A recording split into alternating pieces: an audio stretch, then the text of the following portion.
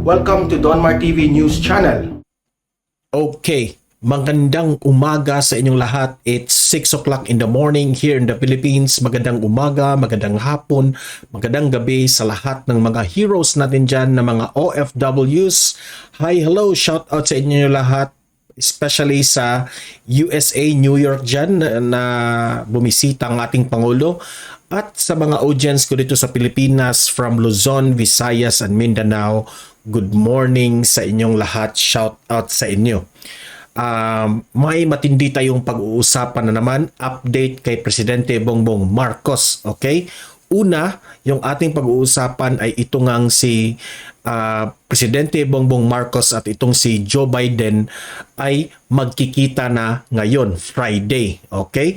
Pangalawa nating pag-uusapan ay ito ngang si Presidente Bongbong Marcos at itong si Tony Blair, Prime Minister, nagkita rin. Ito yung pag-uusapan din natin itong mga importanteng nangyari.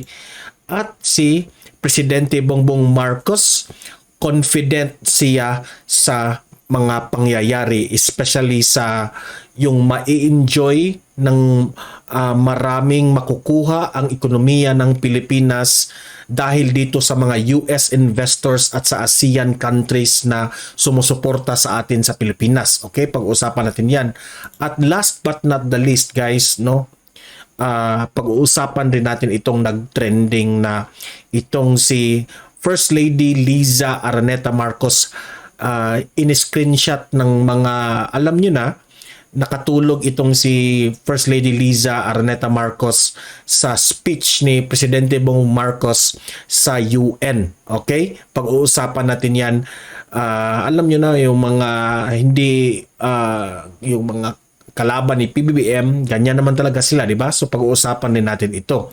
Pero bago ang lahat, bago natin ito pag-uusapan lahat, importante na i-like at i-share itong video na ito para kakalat ito sa taong bayan. Okay? Para maraming makarinig. Okay? Sabay-sabay tayong mag-like and share sa Facebook at YouTube. 1, 2, 3, go! Okay? Naka-like and share na lahat. And also itong Donmar TV sa Facebook at sa YouTube, i-follow and subscribe ninyo. Sabay-sabay tayong mag-follow and subscribe sa YouTube at sa Facebook. Ready? 1, 2, 3, go! Okay? Naka-follow and subscribe na ba? Kasi meron ditong mga nanonood na hindi pa nakasubscribe and follow sa akin, ha? Please guys, follow and subscribe na kayo. Pag-uusapan natin itong mga update ni PBBM. Importante ito na malaman ng taong bayan.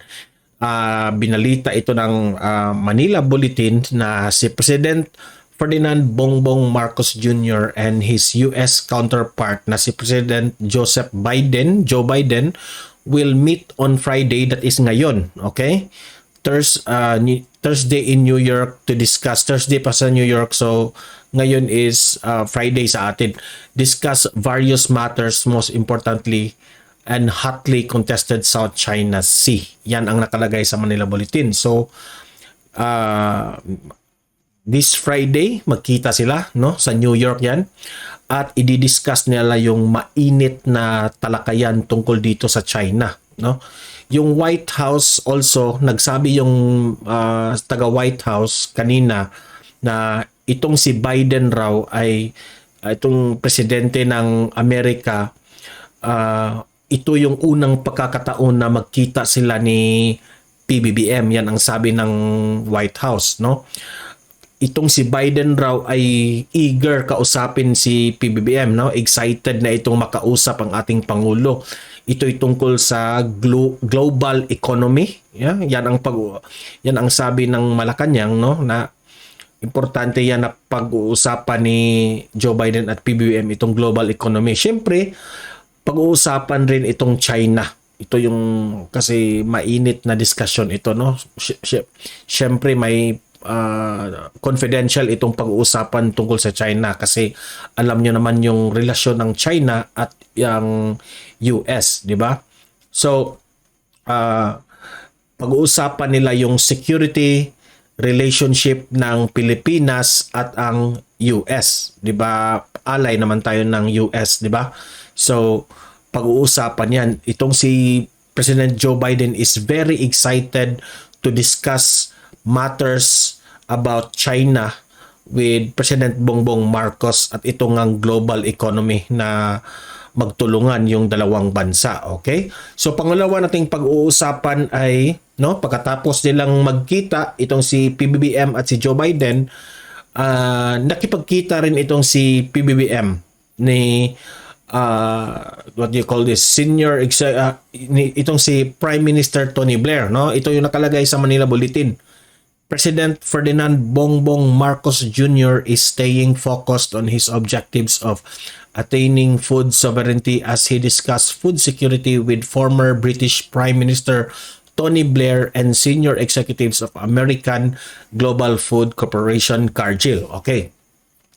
So, nagkita nga itong si PBBM at yung Prime Minister Tony Blair. At hindi lang si Tony Blair ang kanyang na meet doon, kundi yung mga senior executives din na nakipagpulong rin si PBBM at yung mga American Global Food Corporation, Cargill, nagkita sila, nagdiscuss sila doon, Sabi pa nga ng balita na ito raw si PBBM, guys, is very very focused tungkol sa food sovereignty, which is i-discuss nila yung food security ni Prime Minister Tony Blair, na matindi raw yung pinag-usapan nila tungkol sa global economy.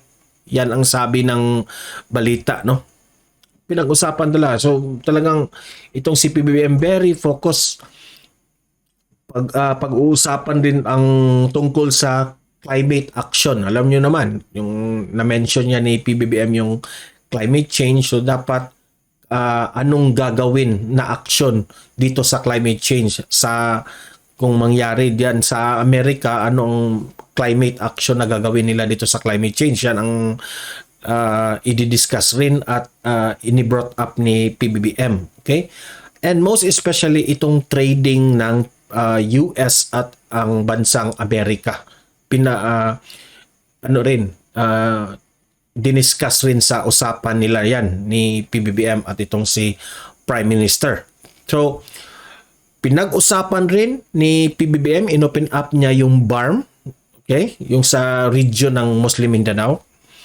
Pinag-usapan rin yan. At also, sinabi ni Presidente Bongbong Marcos na it was a productive meeting with Tony Blair ng Prime Minister ng Amerika. Okay? Productive meeting raw. Marami siyang nalalaman at marami siyang natutunan sa kanilang meeting. Okay, very productive. So, ito yung one step forward sa ating ekonomiya na lalago yung economy natin through this meeting. Okay? So, ito ring ang balita ng Manila Bulletin na itong si Presidente Bongbong Marcos Jr.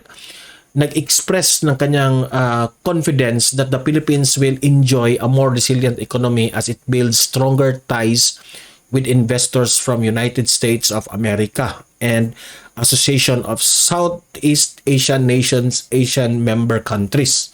So, si PBBM, very confident, So, ang kanyang pagpunta dyan sa US, Amerika, sa New York, very productive, Dahil sabi niya, mai-enjoy ng Pilipinas, maraming makukuha ang ekonomiya ng Pilipinas kung magtulungan ang US investors, di ba? Yung time na nag-speech siya sa US investors na tinanong siya, at itong ASEAN countries. Itong tatlo, part naman tayo sa ASEAN countries, di ba? So, ang ASEAN countries, which includes the Philippines, at itong mga US inventors investors magtulungan, okay? Para sa ating ekonomiya. Connected yan lahat kasi galing tayo sa pandemya.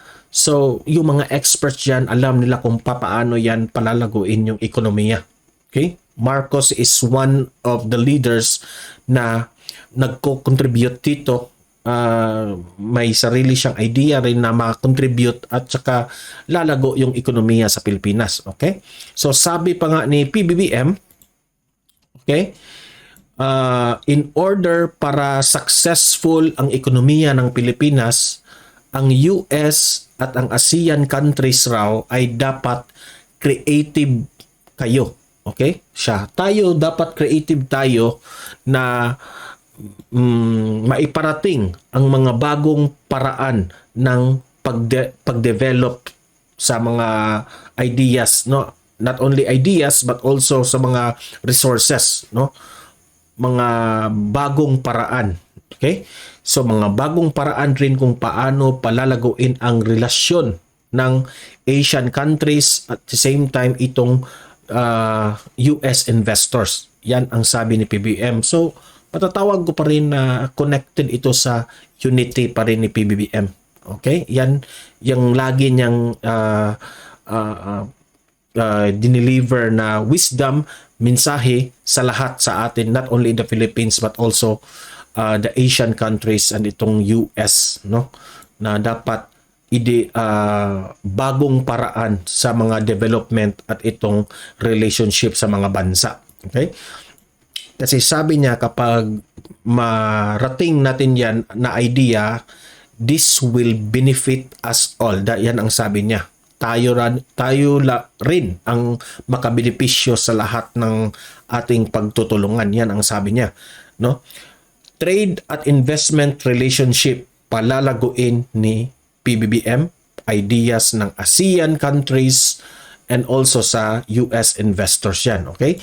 Ito ring US Chamber of Commerce, nakipagpulong rin itong ating Pangulo, no? Kinausap rin. Itong US Chamber of Commerce is composed of mga small businesses, no? Na itong mga small businesses kinausap ni PBBM, tutulong rin sa Pilipinas kung ano ang kanilang makontribute sa atin, ha? So very good news itong ating nagawa ng ating Pangulo. Very productive ang kanyang pagpunta sa US. Okay? So yan, update yan lahat na ibinigay ko, no? At hindi ko natin maiiwasan kahit nga successful ang pagpunta ni PBBM, meron din mga nagbatikos sa, alam nyo na, sa pamilyang Marcos.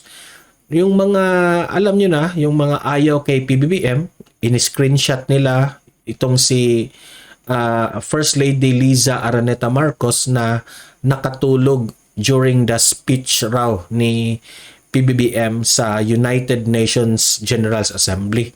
Para naman sa akin, ipagtanggol ko itong si First Lady Liza Araneta Marcos. Diyan sa loob sa venue sa UN, sobrang malamig dyan. Grabe yung aircon dyan, no? Kasi, alam nyo naman, makita nyo na pinakita pa nga ng mga ayaw ni PBBM, yung mga dilawan, pinakita nila na while nag-speech si PBBM, marami raw mga bangko, mga space na sabi na wala raw nanood kay PBBM dahil ayaw raw. So hindi ako maniniwala dyan. Tapos kini-screenshot nila itong si First Lady Liza Araneta Marcos na nakatulog na para naman sa akin, naawa ako kay FL Liza kasi alam kong pagod na pagod sila. Marami rin itong trinabaho dyan sa, hindi ito baka akala nyo na itong pamilyang Marcos na pumunta dyan sa US ay parang nagpa-relax lang, parang nagpagala-gala lang dyan sa US. Hindi, marami itong ang ginawa na very important na you have to be keen and proper kasi prim and proper kasi maraming diyang mga leaders rin, no? At alam kong itong si First Lady Liza Araneta Marcos ay jet lag pa kasi siguro hindi pa ito nakatulog ng maayos dahil nga marami silang taong mga mabibigat na leaders na kinausap, di ba? So kawawa naman. Malamig pa yung lugar dyan. So ako naunawaan ko itong si FL Liza. Yung mga bumabatikos dyan, yun lang yung mali lang ang kanilang binabantayan.